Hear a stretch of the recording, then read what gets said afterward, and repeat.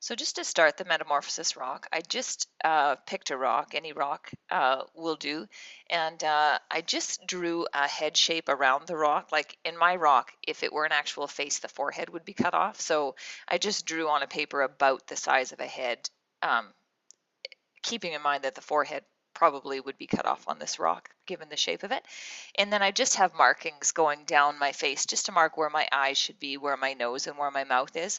Those eventually get hidden, but they're nice just to see at the beginning. So the eyes should be about halfway down the face, and the lips should be about 3/4 of the way down the face, and the nose should be about 2/3 down the face from the top of it. And keep in mind on my rock is showing it as though the forehead is cut off. So my eyes actually on the rock are up higher than halfway.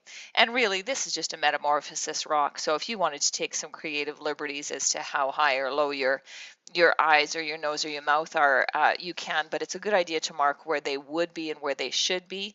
And then as you get building, you'll see you just get creative as you get going. So just put those little markings on your rock to start with.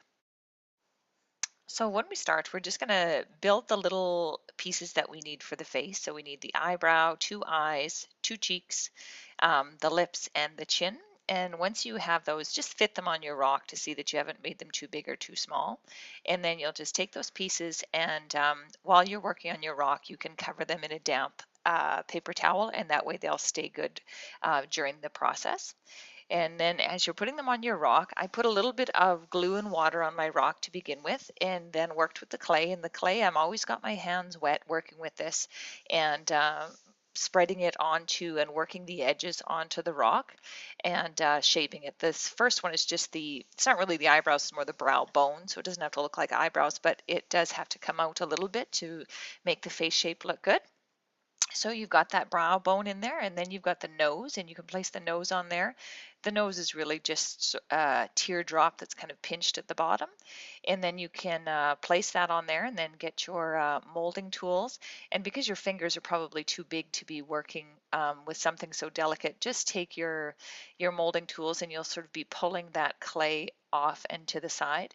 And again, the clay is always wet. My fingers are always a little bit wet, but there's also a little bit of glue and water on the rock as well to help it stick.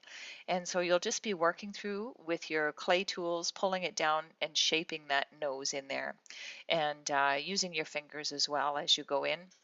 The nose is probably the toughest part to shape, but once you have it shaped, you might want to let it dry as you go in. If you do the lips without letting the nose dry, you may have to just continually reshape the nose as you go in, and the clay will still stick. The new wet clay will still stick to dry clay, so that's fine. But so you're smoothing everything out and using your fingers and the clay tools as needed, and then you can take the clay tools, and you can make some nostrils in there as well if you like when you go in and do that. And once you're happy with the nose, um, here we're just adding a few nostrils onto it, but once you're happy with the nose, then you can go in and you can start putting the lips on, and you'll put the top lip on first and then the bottom lip, and then you'll move into the cheeks as well.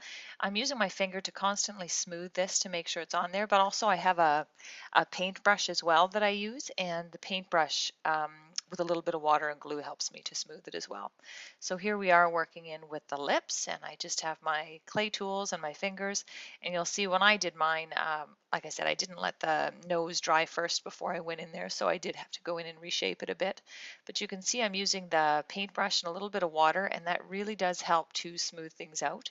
And on that top lip, just to get that little indent in there, I've used the back end of the paintbrush to smooth that on there. So there's a lot of work in here, just working with your thumbs and the paintbrush and the clay tools to work this all on there to get your face coming in. In the end, you'll be quite happy with the end result where you've got your metamorphosis rock that's sort of turning into a person here. But so then add the cheeks on. If you find you have too much clay, you can just pinch off a little bit of clay with the clay tools in there. My faces are probably a little bit more animated than somebody else's might be. You can use a whole lot less clay if you wanted. Then you're putting the eyeball on, and it's probably easier just to keep this eye closed at this point because we're not painting anything on there. So you can just add on the two circle eyes in there and just create a closed eye. And you'll see when you work with the line what expression you want. You know, the more the eyes go up, the more it looks a little bit happier. And if your eyes are, the line on them is tilting down, it might look a little more sad, that kind of thing.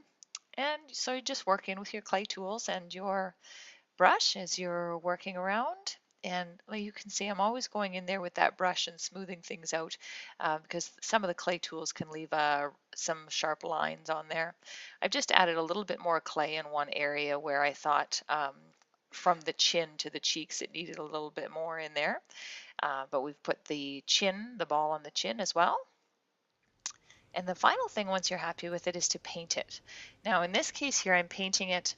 This is a little bit of orange and yellow mixed. If you've got a beige color, a light beige, that's probably your best way to go here. This one's not bad. I did do a rock that had a little bit too much orange on it before. But once you have this, you have to let that dry. That's your base coat. Then once your base coat is completely dry, you're going to go in with a darker color of brown, and then with a paper towel or a tissue, you blot away the extra dark brown, and what it does is it just leaves a little bit of dark color in the lines of the eyes and the lips and the nose, and it gives it a little bit of a antiques look, and so it blends in with the rocks if you put it in with rocks in your garden or your flower pot. You can see on this one, the base on this one was a little bit too orange, so you'll see there's a, you know, it gives a different look if you use something, if that base coat was more orange than yellow, or if it was more orange than you had a beige.